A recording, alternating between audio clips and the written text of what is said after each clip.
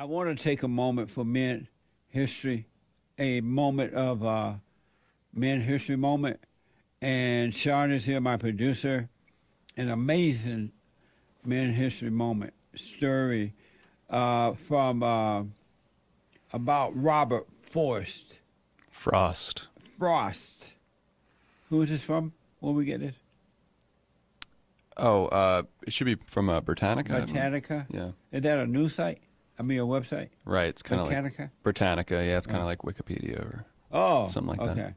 Robert Frost was an American poet, admitted for his, admired for his descriptions of rural life. His command of American speech and portraying ordinary people in everyday situations.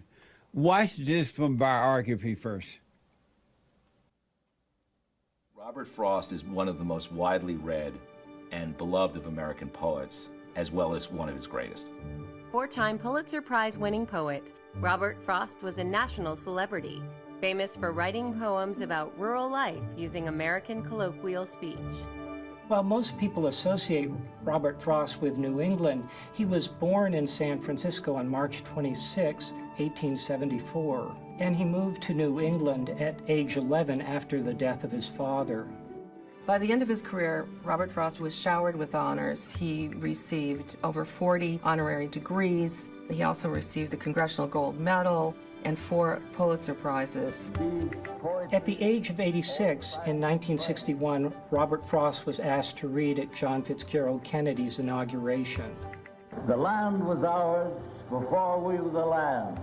She was our land more than 100 years before we were her people. At the time, it was as much an honor for Kennedy as it was for Frost.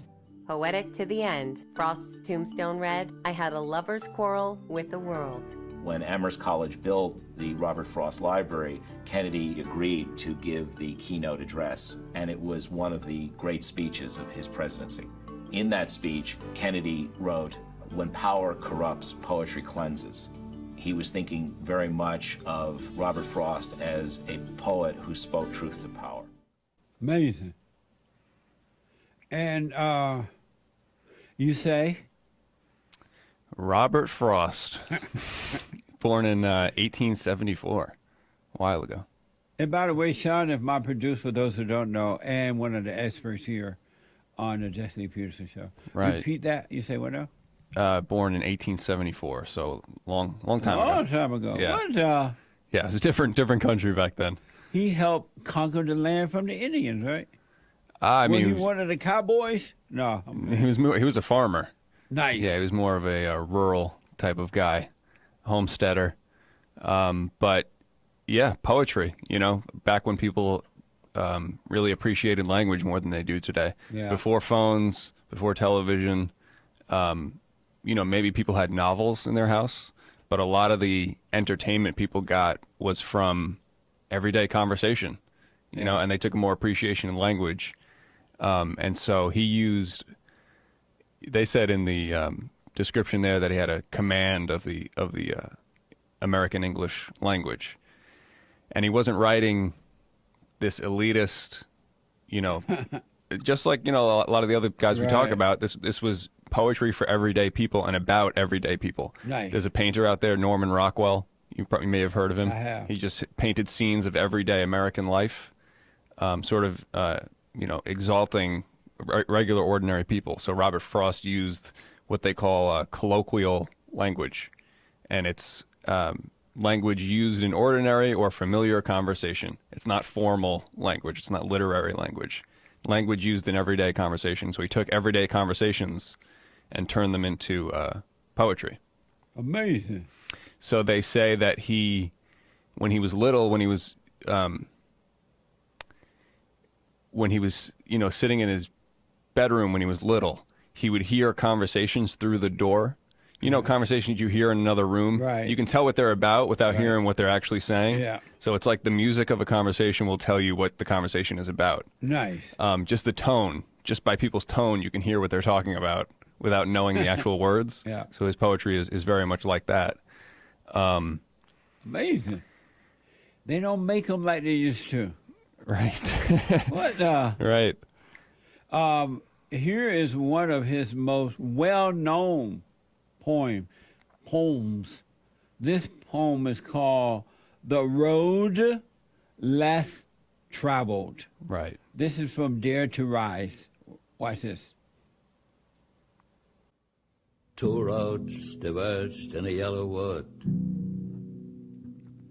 and sorry I could not travel both and be one traveler. Long I stood and looked down one as far as I could to where it bent in the undergrowth, then took the other as just as fair, and having perhaps the better claim because it was grassy and wanted wear. Though as for that, the passing there had worn them really about the same, and both that morning equally lay in leaves no step had trodden black. Oh, I kept the first for another day, yet knowing how way leads on to way, I doubted if I should ever come back. I shall be telling this with a sigh somewhere ages and ages hence. Two roads diverged in a wood, and I took the one less traveled by. And that has made all the difference.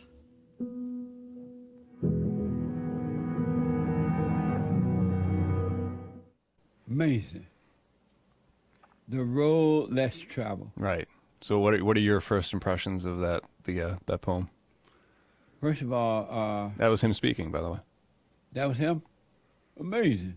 How he was in the 80s then? He sounded old. Yeah, he became an old man. Oh, I see. He lived a long life. I like it, and I like the idea of two roads less traveled, because in reality you can't take both roads.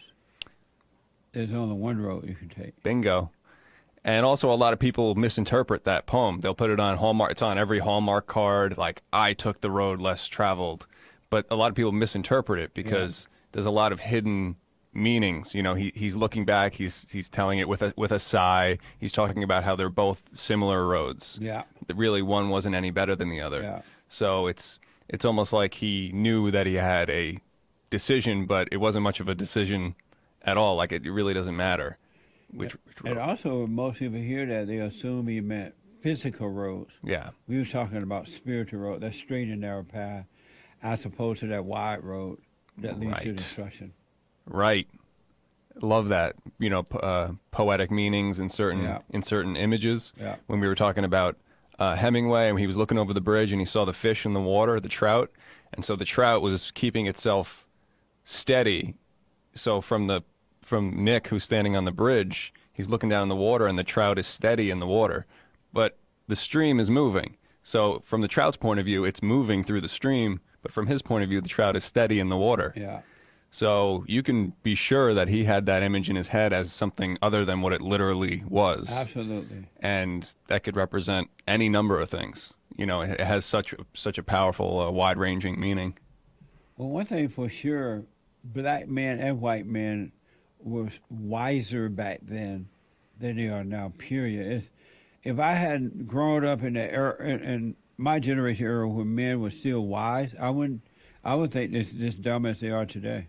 Right. There would be nothing to compare it to. Right. Because the fathers are not setting a good example of wisdom in the homes, and the schools are not. And matter of fact, they banning books like that and poems that put out real stuff. So you don't know, you have nothing to compare it to. They want you distracted. Yeah, And that was a world with less distractions. absolutely. 100%, man. Less distractions. What a mess. According to Robert Frost.org, Robert once said, "It's a funny thing that when a man hasn't anything on earth to worry about, he goes off and get married." What the? when a man hasn't anything on earth to worry about, he goes off and get married. What the? Yep. Perfect. That's amazing. Yep. Robert Frost. Right. Amazing. Anything Yep. else about him that you want to add or anything? No, we have a perfect clip for that quote though. Yeah. Again, I'll quote the quote.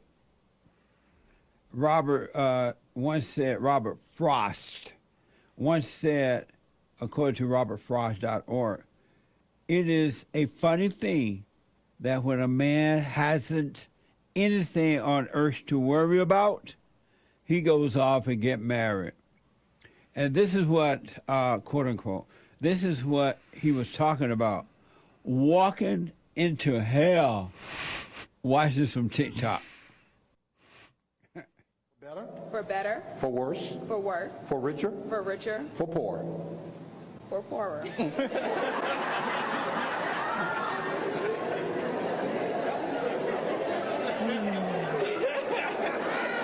Yeah.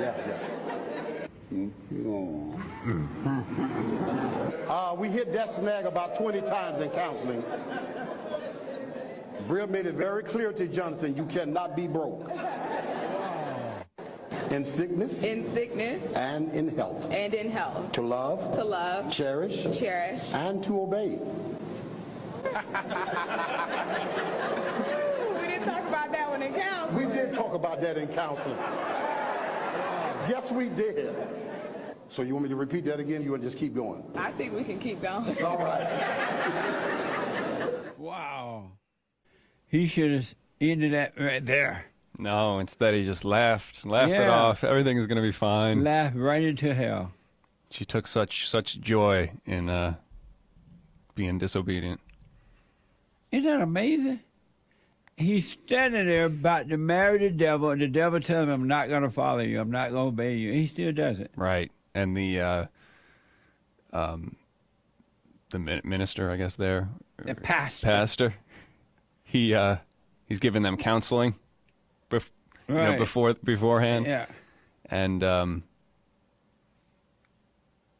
yeah, as soon as they brought up obey, she just, that's it. That was it for her.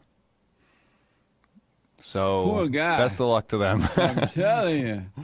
They're gonna- She said, I'm not going to obey you, and you better have some money. I would say, you know what? Anyone in this audience believe that this marriage should not happen, speak your piece or forever be quiet. Yeah. I would have stood there, spoke my piece. This is over. I Right. ain't doing this. Yep. I wonder what's the over-under on how long that marriage is going to last.